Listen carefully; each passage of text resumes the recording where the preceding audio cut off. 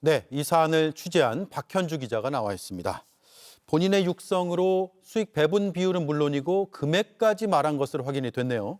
예, 그렇습니다. 2억 7천만 원이라고 액수를 언급한 건 이 막연하게 40%를 주기로 했다는 것보다 훨씬 구체적으로 수익 배분이 추진됐다는 걸 말을 합니다. 예. 이 40%라는 말에 증권사 직원이 이렇게 많이 낸다는 반응을 보이는 것처럼 통상적으로 자산 관리를 맡기고 주는 수수료 수준을 뛰어넘습니다. 특검은 주가 조작을 전제하지 않고는 나올 수 없는 수익 배분으로 판단하고 있습니다. 동의했다는 건 김 여사도 주가 조작 사실을 알았다는 근거라고 보는 겁니다. 예. 이게 20억 원을 맡긴 다음에 한 2달 만에 이뤄진 통화라면서요? 그렇습니다. 네, 증권사 직원과의 통화는 2011년 1월 13일에 이루어졌습니다.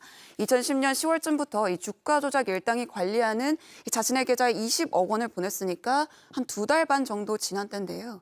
배분하기로 한 수익을 보면 이 2달 반 만에 김 여사가 번 돈을 대략 추정할 수 있습니다. 예. 이 40%가 2억 7천만 원이니까 이 김 여사가 가지는 이 60%는 4억 500만 원 정도 됩니다. 이 전체 수익은 보시는 것처럼 6억 7,500만 원이고요.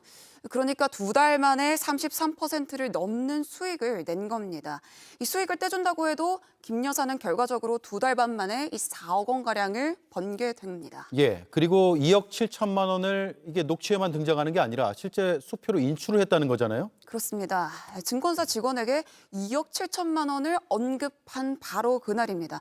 일단 두 가지 생각해 볼 수 있습니다. 우선 2억 7천만 원을 주기로 했다고 말만 한 게 아니라 직접 수표로 인출까지 해서 실행에 옮기려 한 게 드러난 겁니다. 예. 또 하나는 계좌 이체가 아니라 수표 인출이라는 점인데 김 여사 측은 일단은 이 자산을 맡기고 수익 일부를 주는 건 정상적이라는 입장입니다. 하지만 이 정상적이라면 왜 계좌 이체를 하지 않고 번거롭게 수표 인출을 했느냐는 겁니다. 주가 조작 일당과의 수익 배분을 은폐하기 위한 것으로 의심할 수 있습니다. 예. 그리고 이 주가 조작 일당이 가진 김건희 엑셀 파일, 자료, 그 속에 숫자가 있잖아요, 잔고가. 그 잔고를 1원 단위도 틀리지 않고 그대로 읊었다면서요? 네, 그렇습니다. 이 주가 조작 컨트롤 타워인 블랙펄에서 이 김건희 엑셀 파일이 나오면서 이 블랙펄이 김 여사 계좌로 주가 조작을 한 사실까지는 확인을 할 수가 있었습니다. 예. 하지만 김 여사가 이 파일의 존재를 알고 있었느냐, 그러니까 자료까지 공유하고 있었는지는 별개의 문제였고요. 네, 그런데 블록딜의 수수료 그리고 14억여 원의 잔고를 여기 적혀 있는 거 보니까 라고 얘기를 하면서 이런 단위까지 그대로 언급한 게 드러난 겁니다. 예. 자료 공유까지 하면서 긴밀하게 소통했다는 단서가 될 수 있습니다. 특검은 이 역시 이 주가 조작 사실을 인지한 근거로 보고 있습니다. 예. 이거 뭐 그냥 기억해서 읊을 수는 없는 숫자 같은데요. 14억 7,227만 9,905원. 네. 네, 그렇습니다. 아주 특이한 점이 또 발견이 됐네요. 그제 소환 조사를 했죠. 네. 이런 자료들, 육성 파일 이런 것도 다 제시가 됐을까요?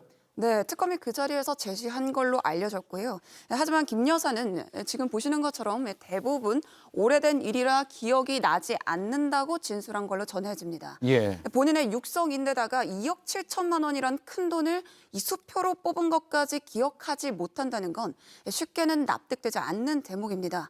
이렇게 물증까지 제시를 했는데도 혐의를 부인하자 특검은 한 차례 조사를 끝으로 바로 구속영장을 청구했습니다. 예.